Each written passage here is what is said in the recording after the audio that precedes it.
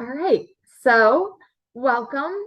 My name is Kat Moody. I am the Community Outreach Coordinator for CSWD, and we have Beth Parent here, who also is in the outreach team at Chittenden Solid Waste District.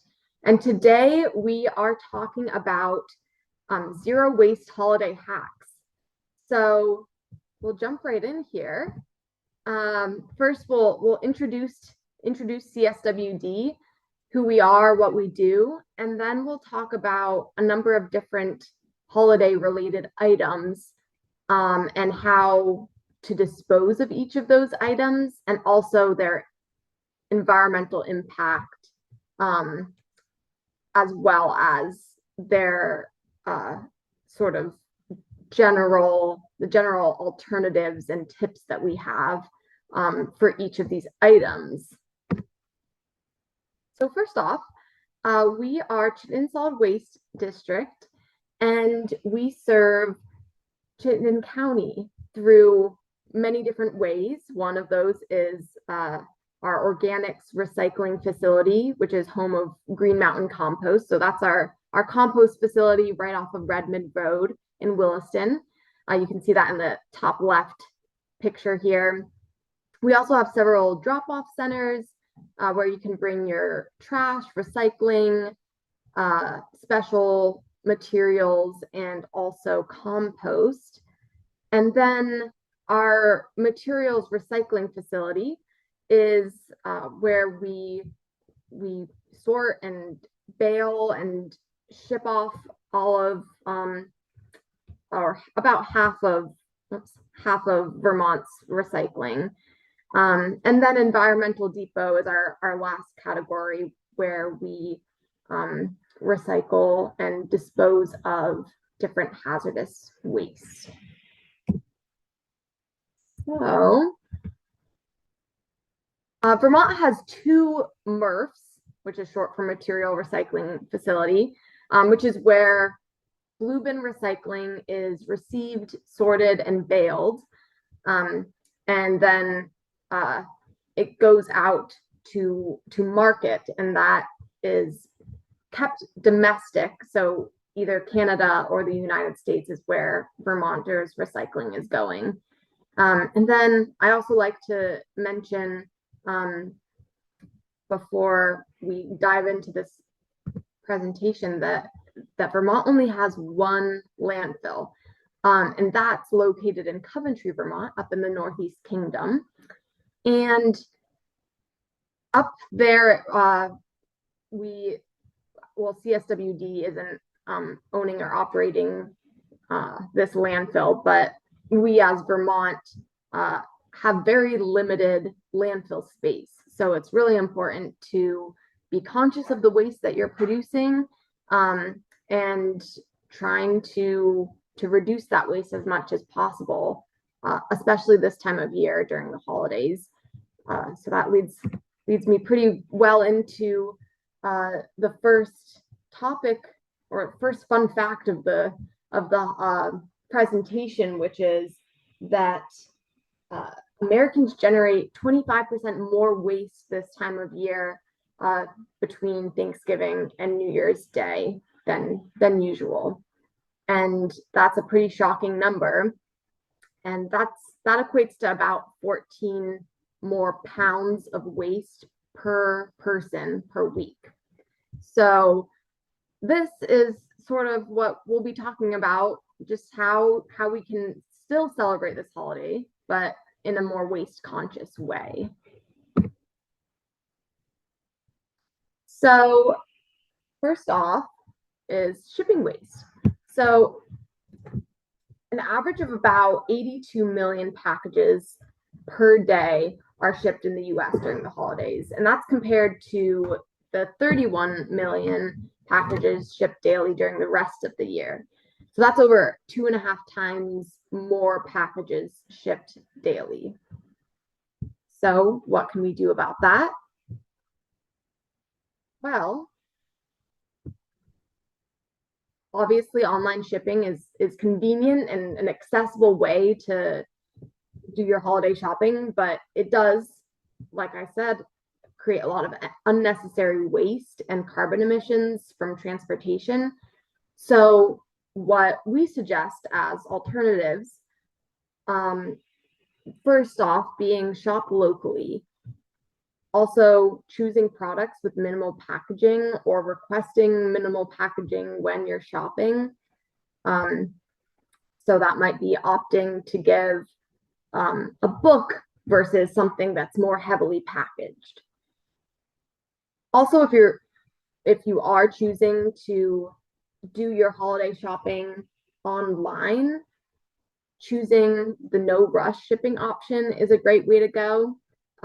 If you're shipping your own gifts this season, you can reuse different packaging materials, or you can see in the picture here, a cool product that's pretty sustainable is this honeycomb paper packaging. So it's an alternative to bubble wrap that acts like bubble wrap, but can be recycled in the blue bin as opposed to bubble wrap.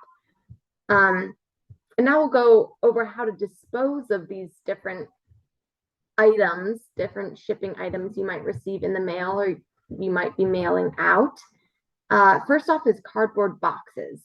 So these are recyclable. You first want to break them down and then remove as much tape as you can, especially the loose tape. Those act as tanglers in our MRF, so that can harm equipment and slow down the process, and also just can't be recycled since tape is not a recyclable item. And then if the box, is more tape than box, then that is where it would be in the trash. Next up, you can recycle tissue paper, cards, packing slips, and envelopes. Even those envelopes with the little plastic window on them can be recycled, as well as paper that might be used in the packaging process to ship boxes. And then moving on to our trash or reuse category, padded envelopes have to go in the trash. A general rule of recycling is that recycling that you put in your blue bin should just be one material. So each item should just be one material, like a plastic water bottle or an envelope. That padded envelope has plastic and paper. If you can take those apart, put the padded bubble wrap part in the trash and then the paper part in the recycling, that's a great option. If they can't be taken apart, then unfortunately trash. And then packing peanuts and styrofoam would also belong in the trash or can be reused. And then our last category here is a take back program that you all may or may not be aware of.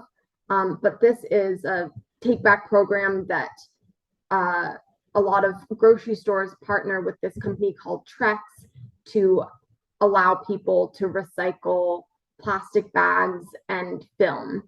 So this in our shipping category includes plastic shipping envelopes, air pillows and bubble wrap, and then any filmy or stretchy plastic. And the next slide here will show you a little bit more of an intensive view of what types of plastic can be recycled through this program. So generally it's number 4s and number 2 plastics that are clean and dry. So examples of that would be a Ziploc bag, bubble wrap, plastic grocery bag, and then also you can see in the picture, in the examples here, the very bottom picture shows those plastic mailers that I was talking about. So all of those can go into these bins outside of a lot of grocery store entrances that you can see here. This is an example of what a bin might look like. They all differ a little bit, but look for these bins outside of grocery stores and you can take your plastic bags and films to many of the grocery stores located in Vermont, and then the bags actually are turned into composite decking material by Trex. And a little fun fact that I got off their website is a standard 16-foot Trex board contains recycled material from about 2,250 plastic bags. So a lot of people do ask us and other waste experts in our state, like, is this wishful recycling? What's actually happening with these bags? And I can say for certain that Trex and grocery stores have a really good operation going with this recycling program, and that these bags are being recycled into composite decking. And just a little note, they don't want the types of bags outlined here at the bottom of the screen. So those bags would be dirty bags, crinkly bags like pre-washed salad bags or grape bags. If they're more crinkly than stretchy, then that would be something they wouldn't accept. And then compostable bags not accepted, as well as snack wrappers like granola bar wrappers. And this is a graphic you can either take a picture of right now, or we'll send this out in a follow-up email so that you all have this on hand, because the accepted types of plastics is a pretty extensive list that's hard to keep in your brain. So next up here, we're talking about Christmas trees. So each year, an estimated 25 to 30 million live Christmas trees are purchased in the US. And despite that shockingly large number that you're hearing, the Christmas tree industry isn't all bad. Although 25 to 30 million Christmas trees are cut down each year, 350 to 500 million are still left growing at tree farms across the US. So, a smaller percentage of trees being cut down compared to what's still left on these farms. And then also, according to the Nature Conservancy, for every tree purchased, farmers often will replant 1 to 3 seedlings in its place. So a lot of these farms are managing their crops, because Christmas tree farms are, ultimately, agricultural businesses. They're managing them in a way that is pretty sustainable, especially in Vermont, and that's sort of what I'm speaking to right now. So as long as you're supporting a sustainably managed Christmas tree farm and also composting your tree, then you're most likely, not having a negative impact. So that's good news. And then ways to dispose of Christmas trees. You have quite a few options here in the state of Vermont, thankfully. One of those being our drop-off locations, specifically the Williston, Essex, and Milton location all accept Christmas trees for drop-off to be used in our composting process. And then another option is Pine Island Farm, which is a goat farm in Colchester. And the next slide, actually, I have a cute picture that will show of that. And then lastly, the McNeil Wood and Yard Waste Depot accepts Christmas trees. And then in our trash or reuse category will be artificial trees or trees with decorations left on. So if any of these locations receive trees with tinsel or ornaments or strings still on them, then unfortunately they will be going in the trash. So, just make sure all of those things are removed before disposing of them at any of these locations. And another little side note here is disposing of wreaths. That is something that these locations also will take, but in order for them to take wreaths, you have to sort of go through a little bit of your own process of taking the natural part apart from the metal wire, and then you can compost the natural part at any of these locations and then dispose of the metal wire as scrap metal. So that's sort of the most sustainable way to dispose of wreaths. And then some Christmas tree accessories that you might consider would be, LED lights instead of, the more traditional Christmas tree lights that you might have. So LED lights actually just help reduce energy consumption and use up to 95% less energy or less electricity than traditional lights. And then if you have broken lights or unusable lights, then the string lights can be disposed of as scrap metal at our drop-off locations.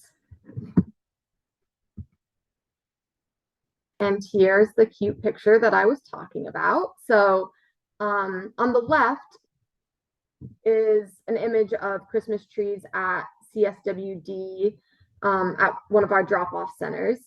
And then on the right here are the goats of Pine Island Community Farm.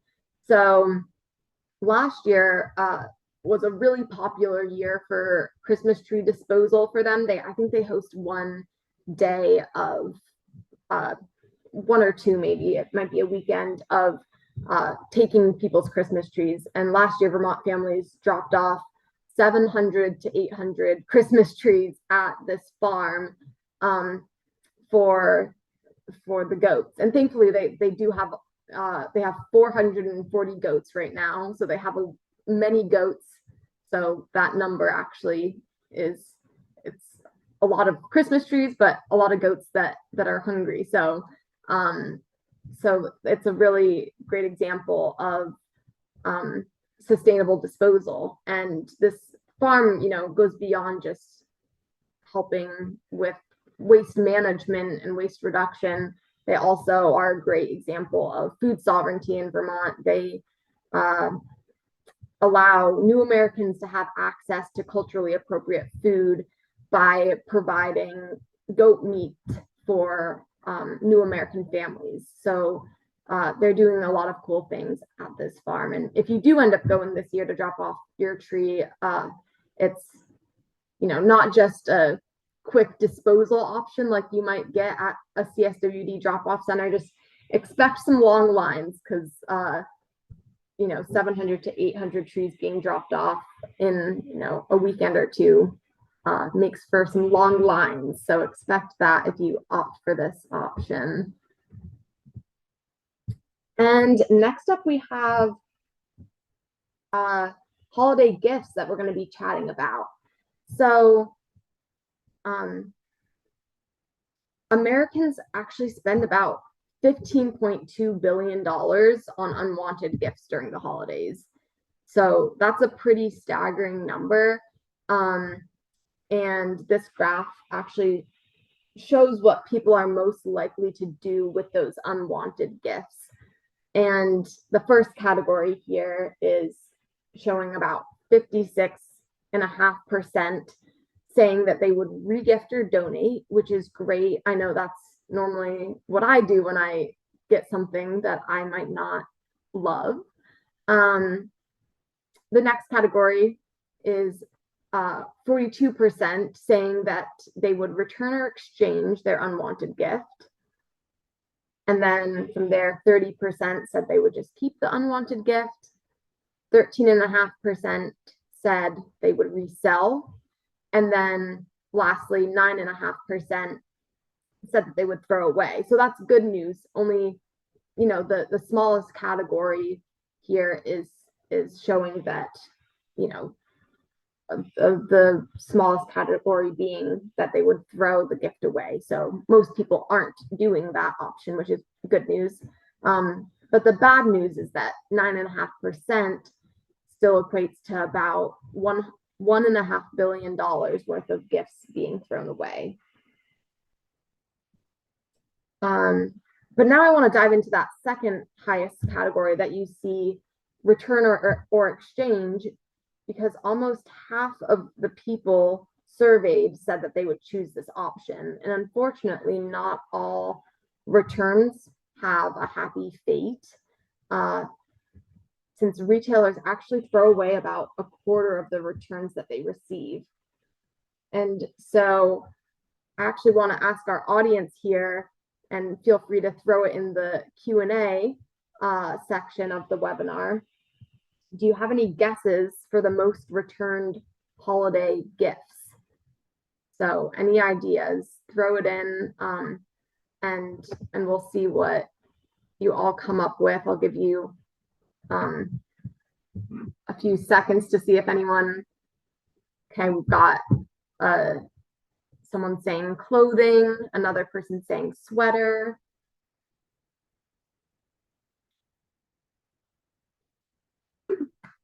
Great, okay. So no more guesses necessary because you both hit it right on the head. The top most returned gift is clothing, making up 63% of that category. So 63% of unwanted gifts are clothing. So that's pretty good data to have in the back of our head. And going to the next slide here. Oops. Oh, there we go.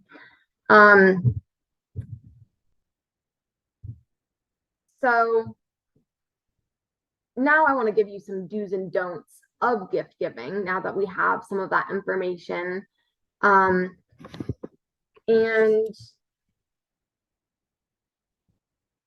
let's see. Okay, there we go. So our first piece of advice here for do's would be giving a gift or experience. So this can be great. Oops, sorry, my screen just gave out. Here, there we go.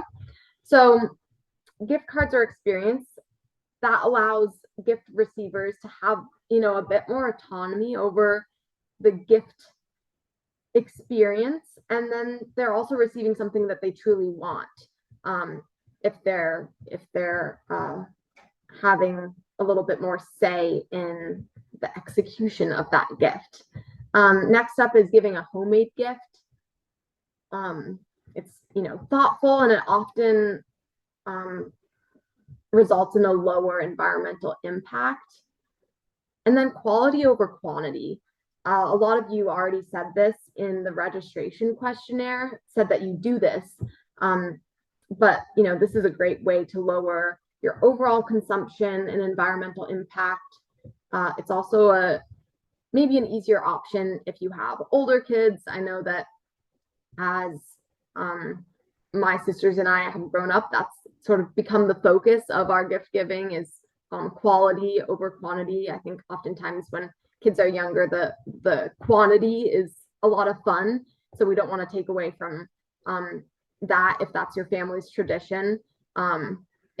If that's the case, then you can focus on, one of the other suggestions on the list, one being shopping locally. So supporting local businesses, great for our community, also great for the environment because it lowers transportation emissions, and oftentimes it's a more sustainably sourced gift.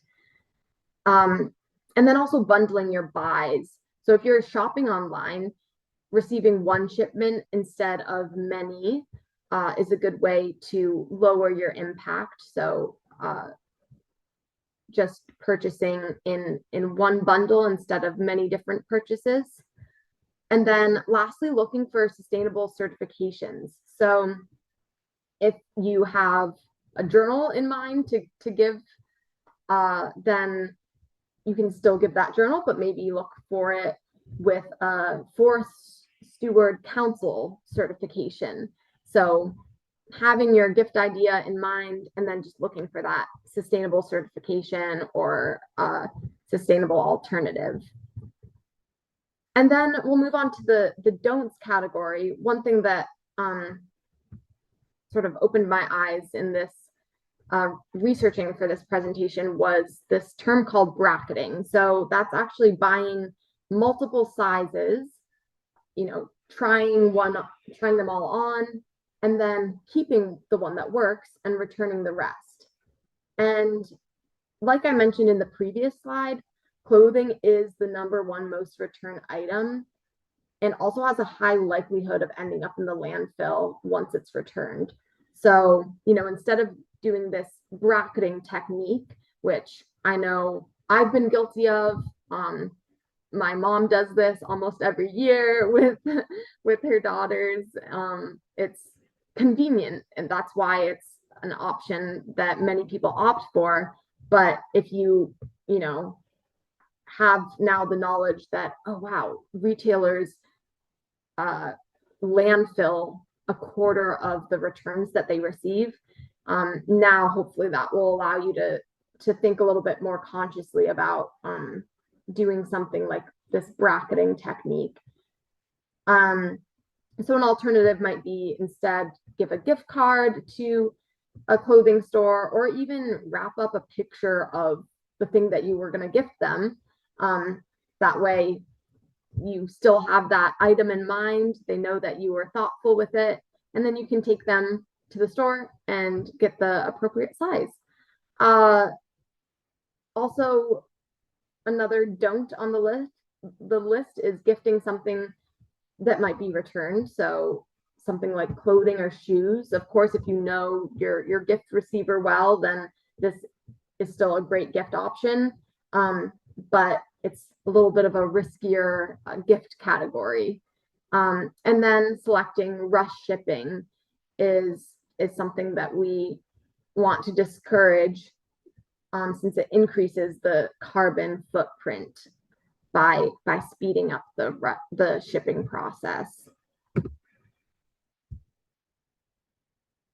All right, so our last topic here is actually the most requested holiday item for me to talk about, which is wrapping paper. So this item is one of the items that I think about when I think about holiday waste. The US produces about 4.6 million pounds of wrapping paper every year, and half of that ends up in the landfill. So that's a pretty shocking statistic. And now we'll talk a little bit about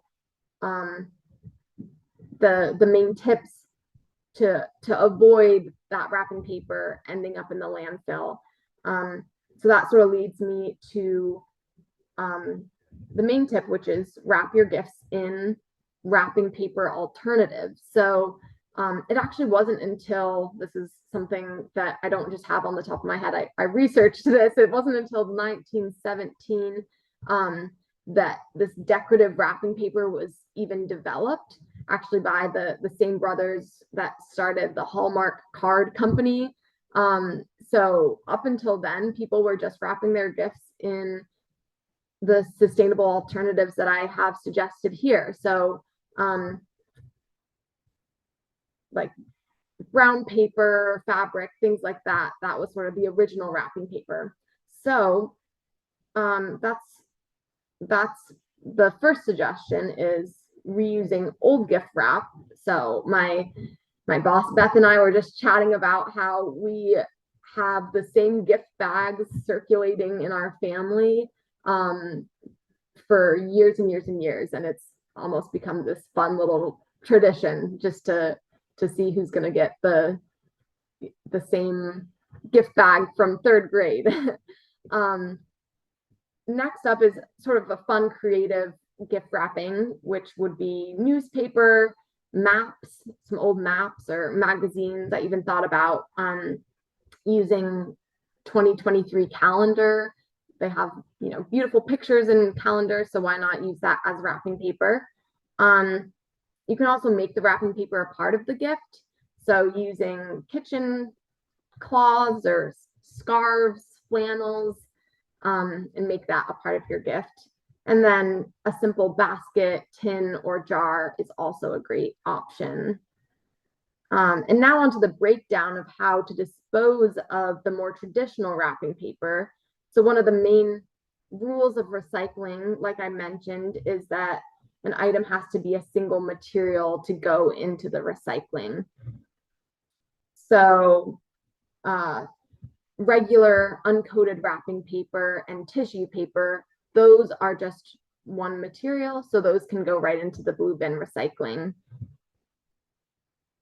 And then wrapping paper with glitter, foil, metallic, plastic coating, that has to be thrown in the trash or reused, as well as ribbons or bows that belongs in the trash or reused. And then a great way to tell if something, because wrapping paper can be a little tricky to tell. Does it have that plastic coating? Is it uncoated? First, you can refer to these images that I have here that act as some examples, but then you can also on your own try the rip test. So that's taking the wrapping paper. I even use it on tea bag wrappers to see, like, is that paper? Does it have a plastic coating? So try the rip test. Slowly rip the paper. If the paper stretches, then it has a plastic coating. But if it rips cleanly, then you can recycle it. So you can often see as you rip it slowly, like, oh, I see that plastic lining there coming apart. So that's a great option. And now we'll open it up for questions. So feel free to throw your questions in the Q&A, and questions about holiday items or general recycling questions. And then also, if you feel comfortable doing so, share your own sustainable holiday traditions. I want to hear from everyone what they like to do, because I know this is a very sustainably minded crowd. And another question we have for you all is if you have a favorite homemade gift that you've given or received. I know this is a month that a lot of people are still sort of thinking about different gift ideas. If you have one that you've given that's sort of sustainable, then we would love to hear that as well. So we'll give. Hey, Kat, it's Beth. I'll jump in. My mom does the chocolates and cookies to everyone. So that's sort of like my whole family is like, oh, here comes the chocolate and cookies from Marianne. So that's our big sustainable gift. And it looks like Bob Warrington, he has a question. How small of a piece of paper is too small to recycle? The same question for plastic. Great question. So our size limit is 2 by 2 inches. So anything smaller than 2 by 2 inches has to be thrown in the trash. If it's 2 by 2 inches or more, then it can be recycled. So that goes for paper and plastic. If you have a little hack that I've learned in working here, if you have paper scraps, like if you're making a paper snowflake this time of year and you have a small amount of paper scraps that are smaller than 2 by 2 inches, then you can put those in an envelope, make sure the envelope is sealed or closed, and then recycle those. So that's a great way to do that. It looks like Kathy wants to know, can you please clarify by what you mean by plastic wrap on the plastic bag side? The plastic wrap around, for example, toilet paper or saran wrap? Great question. So actually both. So both plastic wrap, like saran wrap, and and toilet paper wrap. Those are both stretchier plastics and can both be recycled in that take back program. So not in the blue bin, but in your like grocery store entrance bin. An anonymous attendee said, out of curiosity, and sorry if you already mentioned this during the presentation, how come small paper scraps can't be recycled? I think you just touched upon that, but if you want to give that little tip again. Yeah. So the why behind them not being able to be recycled is basically in the material recycling facility, we have a bunch of conveyor belts and one of those sections where your paper would be traveling has gaps that are bigger than 2 by 2 inches, which is where things like paper or plastic might, fall through those larger 2 by 2 inch gaps, and then unfortunately contaminate the glass recycling that's happening beneath. So unfortunately, we do see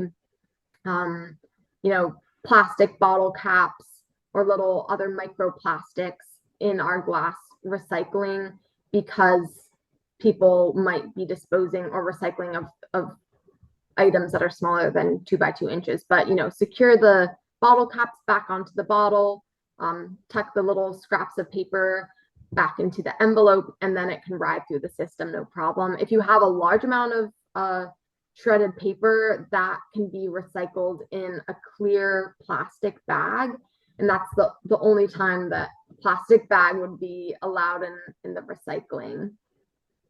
And it looks like we need Rhonda to deliver presents to our house because she makes homemade oatmeal delivered in mason jars and homemade English muffins and deliver it in a cloth kitchen towel. So Rhonda, we're here. That's perfect. I love that. I love hearing about everyone's traditions, and my mom every year since like my first memory, she's made toffee for everyone and gifted them in mason jars, and also her jam. I'm sure a lot of you either receive or give that, but I love the English muffins. That's a really creative thing that I would have no idea how to make.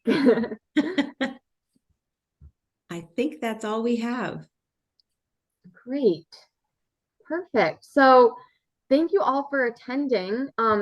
This was a really fun presentation to give, and I'm glad that you all tuned in as well. I will be sending a follow-up email with some resources, and we also have social media and my email here for you to follow or just stay connected. And then this is a series. So we're doing Winter Wednesday webinars, Wednesday winter webinars. And the first Wednesday of every month, we'll be doing a different webinar. So stay tuned for that. If you sign up for our newsletter, which you can find on our website, then you'll be hearing about the next webinar, which is how to spot greenwashing. So that'll be the first Wednesday of January. And then we have more coming after that. So again, thank you all for coming, and have a happy holiday and a good night. Thank you, everyone. Bye.